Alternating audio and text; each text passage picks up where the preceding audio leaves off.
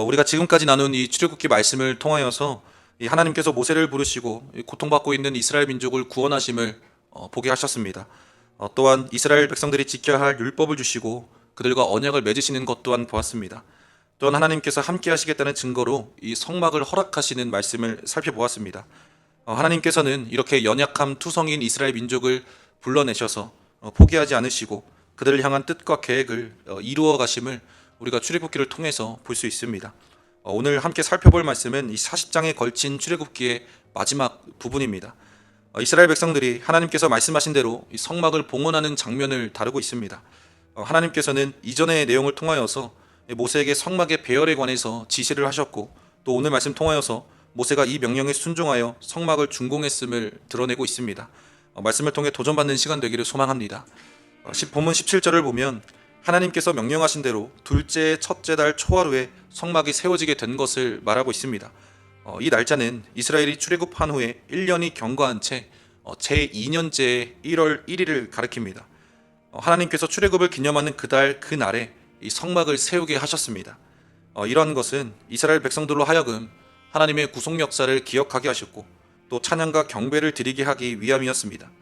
이 성막에 관한 모든 준비가 마쳐지고 완성을 눈앞에 두기까지 이 이스라엘 백성들은 분명한 목적을 잊지 않았습니다. 그 목적은 하나님께 제사를 통해서 경배를 드리고 이 성막에 임재하신 하나님과 동행하기 위해서였습니다. 이 목적을 위해서 이 성막의 건축은 차질 없이 진행될 수 있었습니다. 모든 백성이 예물을 드리고 이 기술자들은 그 정성과 수고를 다했습니다. 하나님께서는 성막이 완성되는 것, 즉 이 결과만을 중요하게 보지 않으셨습니다. 이 과정도 매우 구체적이고 확실하게 말씀하셨습니다. 이를 통해서 우리는 하나님의 일을 이루어가는 데에 올바른 과정과 절차를 받는 일 또한 매우 중요하다는 것을 알 수 있습니다. 우리는 결과에만 목숨을 거는 것이 아니라 이 바른 과정, 바른 절차를 지향해야 합니다. 결과만을 중요하게 여기면서 과정을 무시하는 삶은 이 하나님께서 원하시는 삶의 방향으로 나아갈 수 없습니다. 우리가 과정을 무시하게 되면 주위에 있는 타인을 바른 시선으로 바라볼 수 없고, 모든 절차 가운데 동행하시는 이 하나님을 향해서 눈을 들 수 없기 때문입니다. 세상은 여전히 올바른 과정보다 눈에 보이는 성과에 집착하겠지만, 믿는 우리, 이 참된 그리스도인은 바른 과정 가운데 하나님께서 동행하시고 결과를 통해서 하나님께 영광 올려드리는 삶을 살아가야 할 줄로 믿습니다. 이스라엘 백성들은 성막의 기구를 준비하는 과정과 또 세워가는 과정을 통하여서 하나님이 어떠한 분이신지 알아갔을 것이고, 또 하나님께 한 걸음 나아가는 시간이 되었을 것입니다. 이 본문을 보면 성막의 본체가 먼저 세워진 후에 이 지성소가 구분이 되었습니다. 그 다음으로 성소가 마련되고 뜰이 정리되는 것을 볼 수 있습니다. 18절은 성막의 외형이 갖추어지는 장면입니다. 이 성막의 뼈대들은 널판을 고정시킨 받침, 널판, 또 널판을 하나로 연결할 띠, 그리고 기둥순으로 조립이 되었습니다. 19절은 성막의 뼈대가 갖춰진 뒤에 그 천정을 덮개로 덮는 장면이 등장합니다. 20절에서 21절은 이 성막 본체 중에 지성소를 완성한 후에 그 안에 증거궤를 배치하는 장면이 나옵니다. 즉 성막 제일 안쪽에 위치한 지성소에 이 십기명 돌판이 든 증거궤를 들여놓고 그 위를 속죄소로 덮은 후에 입구에 휘장을 들이움으로써 이 성소와 격리시키셨습니다. 또한 본문 22절과 23절은 이 성소의 기물 중 떡상을 배치하는 장면인데요. 이 떡상은 성소의 북쪽에 위치했습니다. 이어서 24절과 25절은 성소의 남편, 즉 떡상 맞은편에 등대를 배치하는 장면입니다. 26절과 27절은 지성소의 휘장 앞 중앙에 분향단을 배치하는 장면입니다. 이렇게 함으로써 성소 내의 새 성물, 즉 떡상, 등대, 분향단의 배치는 끝나게 되었습니다. 28절은 성소 출입문을 만드는 것입니다. 출입문은 5기둥에 휘장을 거는 방식으로 만들어졌습니다. 이후에 29절에서 33절까지의 내용을 보면 이 성막들의 번제단과 물두멍을 배치한 뒤에 뜰에 포장을 설치하고 있습니다. 이 모든 것들이 제자리에 배치됨으로써 이 성막의 건립과 기구 배치가 최종적으로 완료되는 것을 보게 됩니다. 모세가 성막을 준공하면서 이 19절에서부터 반복되는 것이 있습니다. 여호와께서 모세에게 명령하신 대로 되니라. 이스라엘은 하나님이 거하실 거룩한 성막을 지으면서 자신의 생각과 방식을 내려놓는 법을 배우게 되었습니다. 하나님께서 명령하신 대로 순종한 것입니다. 만일 하나님의 말씀이 아닌 인간의 기준과 생각이 개입되었다면 이 성막이 아닌 그저 천막에 불과했을 것입니다. 하나님의 말씀을 기준으로 성막을 지었을 때 비로소 거룩한 예배 자리가 되었다라는 것입니다.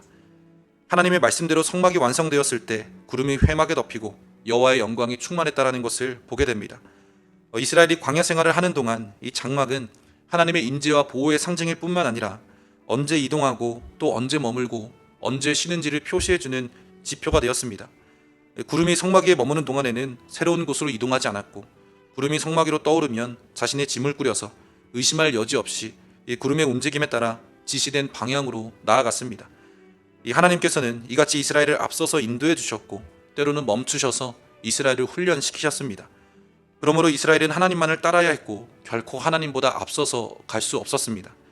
따라서 오늘날 우리들도 이 광야 같은 인생길 속에서 우리 자신의 능력이나 경험을 붙들고 나아갈 것이 아니라 이 영원하신 하나님의 말씀을 따라가야 할 줄로 믿습니다. 이 다윗은 주님의 말씀에 대해서 시편을 통해 이렇게 고백합니다. 주의 말씀은 내 발의 등이요 내 길에 빛이니이다. 그가 누구입니까? 능력이 출중했음에도 자신의 의보다 하나님 말씀 붙들며 신뢰하며 나아갔던 사람입니다.